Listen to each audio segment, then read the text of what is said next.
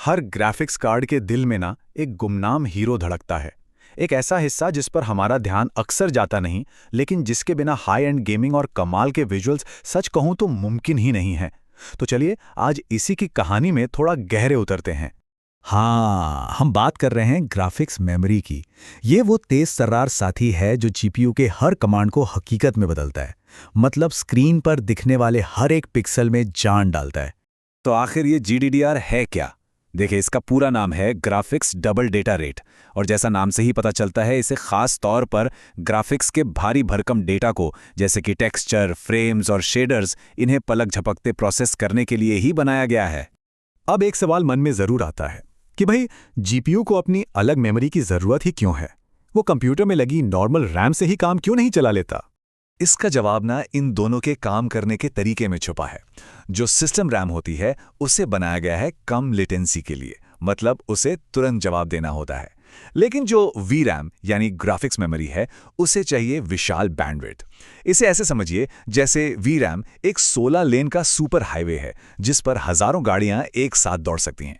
और गेमिंग के लिए ये बहुत ज़रूरी है, जहां जीपीयू को एक ही वक्त में लाखों पिक्सल रेंडर करने होते हैं। तो चलिए अब थोड़ा टाइम में पीछे चलते हैं और देखते हैं कि ये पूरा सफर शुरू कैसे हुआ। शुरुआती दौर तो बस एक्सपेरिमेंट्स का था, जहां सही मेमोरी सॉल्यूशन की तलाश जारी थी। तो कहानी शुरू होती है 1998 में GDDR1 के साथ। ये असल में उस वक्त की DDR SD रैम पर ही बेस्ड था। GeForce 256 जैसे कार्ड्स के साथ इसने एक बात तो साबित कर दी कि जीपीयू को अपनी खास डेडिकेटेड मेमोरी की ज़रूरत है। इसके बिना उस जमाने के 3D गेम्स और हार्डवेयर TNDL जैसी टेक्नोलॉजी मुमकिन ही नहीं थी। इसने आगे आने वाली जनरेशन्स के लिए एक रास्ता बना दिया। फिर 2002 में आया GDDR2, और इसे अक्सर गरम मिजाज नाकामी भी कहा जाता है। इसने रफ्तार बढ़ाने की कोशिश तो की, लेकिन अपने साथ इतनी मुसीबतें ले आया कि पूछो मत। अब देखिए प्रॉब्लम क्या थी। GDDR2 बहुत ज़्यादा वोल्टेज पर चलता था, जिससे भयानक गर्मी और बिजली की खपत होती थी। एनवीडिया का GeForce FX 5800 कार्ड इसी वजह से बदनाम हो गया। वो इतना गर्म होता था कि उसके पंखे के शोर के कारण लोग उसे मजाक में डस्ट बस्टर कहने लगे थे। GDDR2 के इस नाकामी के बाद 2004 में GDDR3 एक हीरो की तरह सामने आया। इसने GDDR2 की लगभग हर समस्या को सुलझा दिया और पहला सच में कामयाब और बहुत पॉपुलर स्टैंडर्ड बना। तो GDDR3 इतना कामयाब हुआ कैसे? राज था इसकी एफिशिएंसी में। ये कम वोल्टेज पर चलता था, जिससे गर्मी भी कम पैदा होती थी। और ये इतना बड़ा सुधार था कि इसे Xbox 360 और PlayStation 3 जैसे आइकॉनिक कंसोल्स में इस्तेमाल किया गया, जहां कॉम्पैक्ट डिज़ाइन में कूलिंग हमेशा एक बड़ी चुनौती होती है।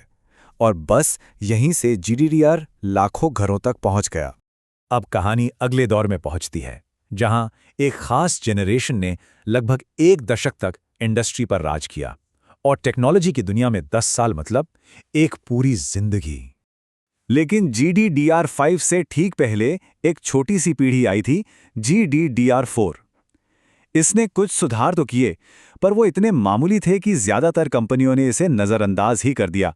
और जैसे ही GDDR5 आया, ये तुरंत बाजार से गायब हो गया।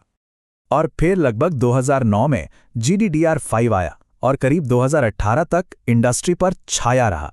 10 साल, सोचिए। आखिर ऐसा क्या खास था इसमें? इसकी कामयाबी का राज था एक कमाल की तकनीक, क्वाड डेटा रेट या QDR। मतलब इसने हर क्लॉक साइकिल में डेटा ट्रांसफर को सीधे दोगुना कर दिया।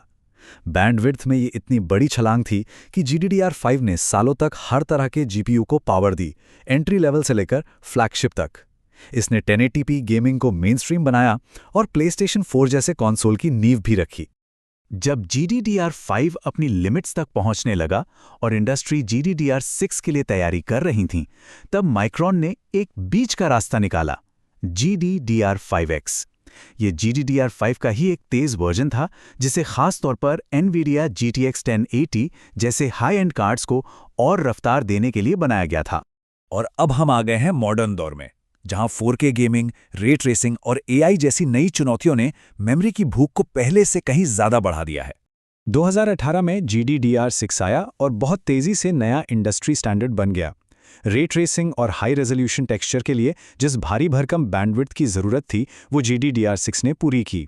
ज़्यादा बैंडविड्थ और बेहतर पावर एफिशिएंसी के साथ इसे एनवीडिया, AMD और इंटेल तीनों बड़े GPU मेकर्स ने अपनाया। अच्छा, अब जो असल में इंटरेस्टिंग चीज़ है वो यहाँ है। GDDR6X ने PAM4 सिग्नलिंग नाम की एक बिल्कुल नई तकनीक पेश की। देखिए, जो पारंपरिक मेमोरी होती है वो 0 और 1 भेजने के लिए 2 वोल्टेज लेवल का इस्तेमाल करती है, लेकिन PAM4 ये 4 अलग-अलग वोल्टेज लेवल का इस्तेमाल करके एक ही सिग्नल में 2 बिट डेटा भेज सकता है, मतलब एक ही समय में 2 गुनी जानकारी। और ये तकनीक माइक्रॉन और एनवीडिया के बीच एक खास कोलैबोरेशन का नतीजा थी।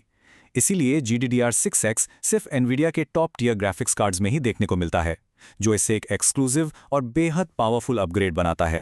और अब हम पहुंच गए हैं सबसे लेटेस्ट, सबसे ताज़ा जनरेशन पर, जो परफॉर्मेंस में अगली बड़ी छलांग लगाने के लिए पूरी तरह तैयार है। बस एक बार इस चार्ट पर नजर डालिए। ये ग्राफिक्स मेमोरी में हुई जबरदस्त तरक्की को साफ साफ दिखाता है।